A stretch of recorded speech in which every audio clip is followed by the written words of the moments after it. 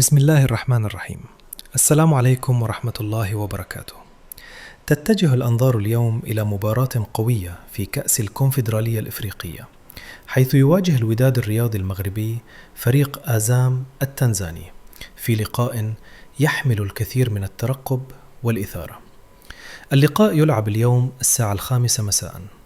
الوداد أحد أكبر الأندية في القارة السمراء، يدخل هذا اللقاء برغبة واضحة في تحقيق الانتصار واستعادة هيبته القارية.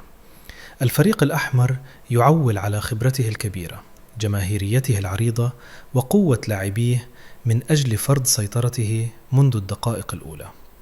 وفي الجهة المقابلة يأتي فريق آزام التنزاني بطموح كبير، بحثاً عن نتيجة إيجابية خارج الديار قد تفاجئ الجميع.